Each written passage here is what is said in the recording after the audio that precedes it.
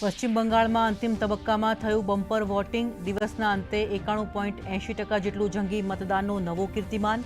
સૌથી વધુ પૂર્વ વર્ધમાનમાં 93.55%, તો દક્ષિણ 24 પરગણામાં 92.02% જેટલું પ્રચંડ મતદાન। મમતા બેનર્જી અને સુવેન્દુ અધિકારી સહિતના ઉમેદવારોના ભાવિ ઈવીએમમાં પણ સીલ। હવે પરિણામો ઉપર રહેશે નજર। એક્ઝિટ પોલમાં પશ્ચિમ બંગાળમાં મમતા દીદીની વિદાય અને ભાજપની સરકાર રચાવાના એંધાણ।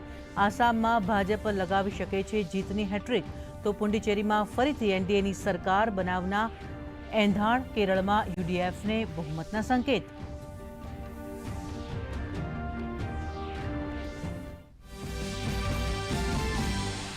હવે માત્ર 6 કલાકમાં પૂર્ણ થશે મેરઠથી હરદોઈની મુસાફરી। પ્રધાનમંત્રી નરેન્દ્ર મોદીએ ઉત્તર પ્રદેશના હરદોઈમાં 594 કિલોમીટર લાંબા ગંગા એક્સપ્રેસ વેનું કર્યું ઉદ્ઘાટન, તો સમાજવાદી પાર્ટી અને કોંગ્રેસ ઉપર વિકાસ વિરોધી હોવાના કર્યા આક્ષેપ।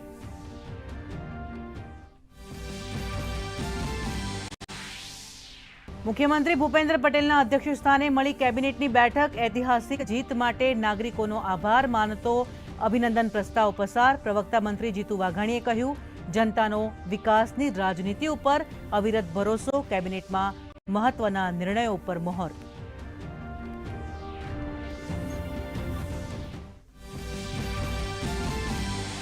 મુખ્યમંત્રી ભૂપેન્દ્ર પટેલે નાગરિકોની સમસ્યાના ત્વરિત નિવારણ માટે એક્શન પ્લાન તૈયાર કરવા ઉચ્ચ અધિકારીઓને કર્યું સૂચન। 20 ઓનલાઈન સેવાઓ સુચારુ રીતે મળે તે માટે વહીવટીતંત્રને સ્પષ્ટ આદેશ।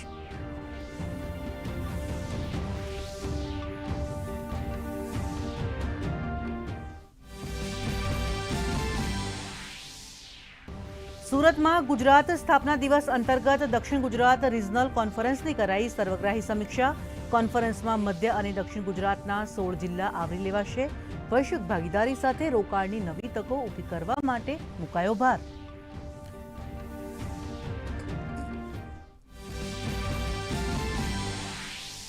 સુરતમાં થશે 66માં ગુજરાત સ્થાપના દિવસની રાજ્યકક્ષાની ઉજવણી। આ અંતર્ગત શહેર પોલીસ દ્વારા ત્રિદિવસીય શસ્ત્ર પ્રદર્શન ખુલ્લું મુકાયું।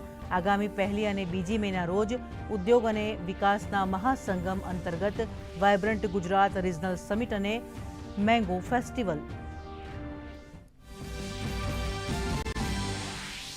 રાજ્યમાં સૂર્યદેવ આકરા પાણીએ 43 ડિગ્રી સાથે રાજકોટ, અમદાવાદ પણ 42.6 ડિગ્રીએ શેકાયું। ગાંધીનગર, અમરેલી સહિત 3 જિલ્લામાં ગરમી 40 ડિગ્રીને પાર।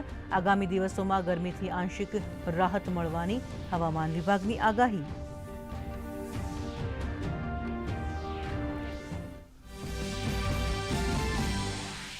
અને આઈપીએલ સિઝનની આજે 41મી મેચ વાનખેડે સ્ટેડિયમમાં મુંબઈ ઇન્ડિયન્સ અને સનરાઇઝર્સ હૈદરાબાદ વચ્ચે રસપ્રદ મુકાબલો। મુંબઈ માટે કરો યા મરોની સ્થિતિ।